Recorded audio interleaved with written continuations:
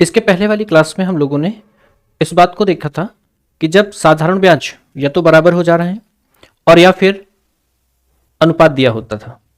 आज की इस क्लास में हम इस बात को सीखेंगे जिसमें समान राशि लौटाता है। इसका मतलब ये हुआ कि अमाउंट जो है वो समान होता है। एक ये क्वेश्चन रहेंगे और एक प्रकार का प्रश्न ये रहेगा जिसमें हमसे कहता है कि 4 वर्ष में राशि इतनी हो जाती है और 6 वर्ष में इतनी हो जाती है, तो वह राशि क्या है, और वहां पर आपसे ब्याज पूछता है, यानी ब्याज की दर पूछता है। ठीक है, तो सामने आपके सामने ये 6 प्रश्न है, इनमें से 5 हम बताएंगे, एक का आंसर आप लोग करेंगे ना। चलिए तो हम देखते हैं पहला सवाल क्या लिखा है। कोई राशि साधारण ब्याज पर एसआई पर 3 वर्षों में 500 रुपए, 5 वर्षों में 700 हो जाती है, तो कहा जा रहा है कि बताइए वह राशि क्या होगी। गौर करो जरा, 3 वर्षों में कितनी हो जा रही है 500 रुपए, 5 वर्षों में कितनी हो जा रही है 700 रुपए, तो आपसे राशि पूछी जा रही है।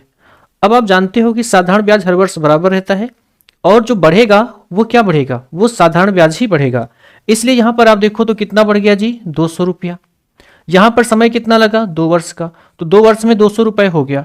इसका मतलब ये बढ़ा क्या है ब्याज, समझ रहे हो ना। तो 2 साल का ब्याज 200 रुपया, तो 3 साल का ब्याज कितना हो जाएगा 300 रुपया। आप बात को समझो और आप देखो तो 3 साल का ये ब्याज है, 3 साल का ये मिश्रधन है।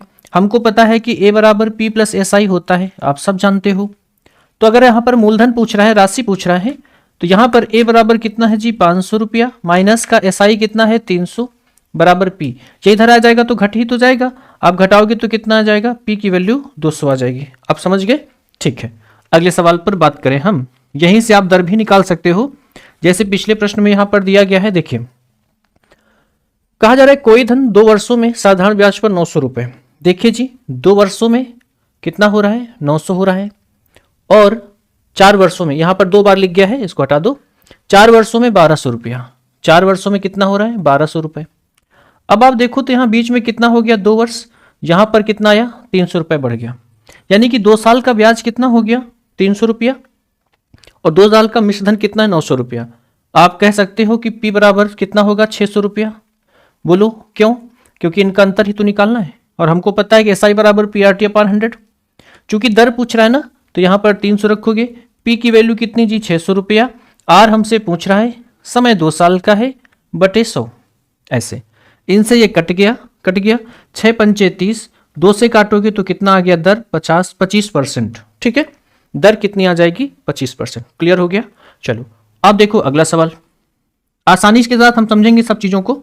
देखिए कहा जा रहा है कि एक मूलधन 2.5 वर्षों में 600 रुपए, तो 2.5 वर्षों में 600 रुपए हो जाता है, 5.5 वर्षों में कितना हो जाता है 900। यहां पर देखो तो कितना हो गया 3 वर्ष, और 3 वर्ष में राशि कितनी बढ़ गई 300 रुपया, यानी कि 3 वर्षों में ब्याज कितना आया 300 रुपया। तो बताओ 2.5 वर्षों में कितना आएगा ब्याज, कितना आएगा 250 रुपया, और जब 2.5 वर्षों में 250 रुपया ब्याज आएगा तो यहां पर देखो मिश्रधन कितना हो जा रहा है 600, तो मूलधन कितना होगा 600 में 250 घटा दो, ये कितना आएगा 350। ये मूलधन आ गया। अब हमसे दर पूछ रहा है, तो बस एस आई बराबर पी आर टी अपन 100 लगाओ।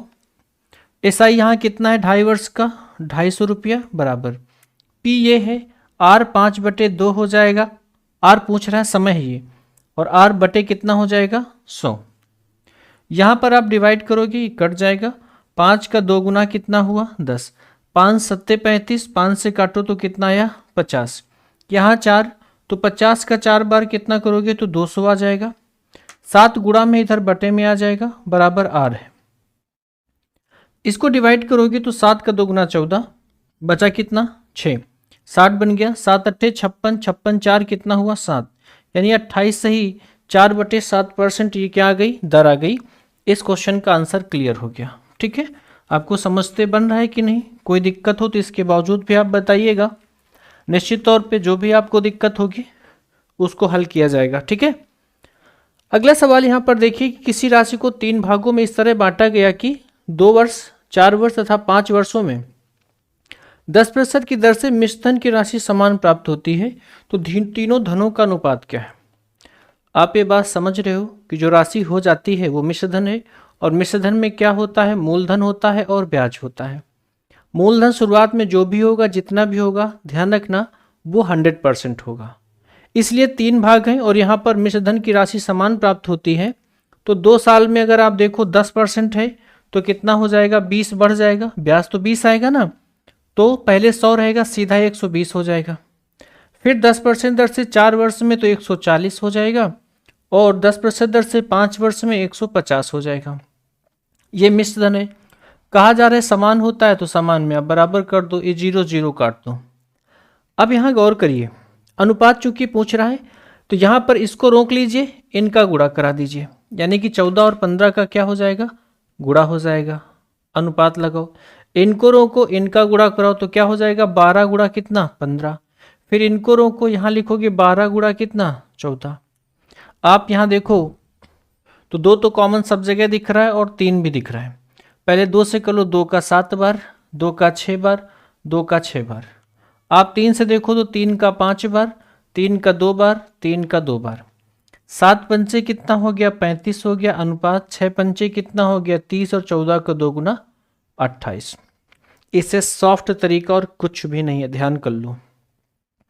इससे सॉफ्ट और कुछ भी नहीं है, आपको आराम से बनाना है, जैसे बता रहा हूं वैसे वैसे करना है बस।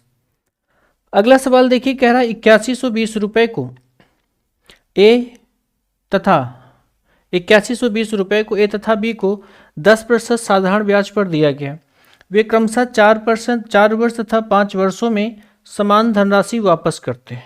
समान धनराशि वापस करते का मतलब ये हुआ कि जितना लिया था वो तो वापस करेंगे ही करेंगे, उसके साथ साथ ब्याज भी वापस करेंगे। तात्पर्य यह हुआ कि ब्याज और मूलधन मिलाकर के यानी कि मिश्र धन वापस करेंगे। समझ में आपको? तो देखिए 8120 रुपया है, समान मिश्र धन वापस करते हैं 10% दर से 4 वर्षों में, तो कितना हो जाएगा 40, और 40 जोड़ोगे तो कितना 140 हो जाएगा बराबर। यहाँ पर देखो, यहाँ पर तो कह रहा है कि 10% दर से 5 वर्षों में तो 150 हो जाएगा। बोलो ठीक है। ये समान मिश्र धन वापस करते हैं, ये ए है बच्चा और ये कौन है, बी है। ठीक है। अब आप देखो तो 0 से 0 कट गया, पूछा किसका गया, बताइए बी की राशि क्या होगी। तो बी के सामने कौन है, 14 है, तो इसको ऊपर रखो, दोनों को जोड़ो, 29 को नीचे रखो। यहाँ पर 2100 कितना है, 8120 है, 29 का 2 गुना 58 होगा। फिर यहाँ 2 है, यहाँ 9 है, तो 9 अट्ठे 17, 9 अट्ठे 72, कितना हो जाएगा 280। 14 से गुणा कराओ, 14 अट्ठे 112, 14 का 2 गुना 28, 112 वाला वहाँ पर 11 और ऐड करो तो 28 और 11 कितना हो गया 39। ये आपका उत्तर हो गया बी का। अगर हमसे ए का पूछता तो 15 को रखते बेटा, दोनों को जोड़ करके नीचे, और यहाँ 280 से ही गुणा कराना था। तो 15 अट्ठे 120 हासिल 12 आ गए, 15 को 2 गुना 30 और 12 कितना हुआ 42, यानी 4200 उत्तर आ जाएगा। आप देख रहे हो कितना सॉफ्ट है कि नहीं? बोलो सॉफ्ट है कि नहीं, ये बताइए। चलिए आप देखिए, तो एक प्रश्न आपके लिए लिखा हुआ यहाँ पे, कोई धनराशि 4 वर्षों में 750 रुपये, 7 वर्षों में 900 रुपये हो जाती है, साधारण ब्याज की दर क्या होगी? आपके सामने ऑप्शन लिखे हैं, ये बिल्कुल ऊपर वाले प्रश्नों जैसा है। अब आप इसको लगाना आपको है, ठीक है। आपका आंसर आ जाए तो कमेंट बॉक्स में अपना आंसर ड्रॉप कर दीजिएगा, ठीक है। फिर मिलते हैं किसी और इसी प्रकार की वीडियो में, ठीक है। शुक्रिया, थैंक यू।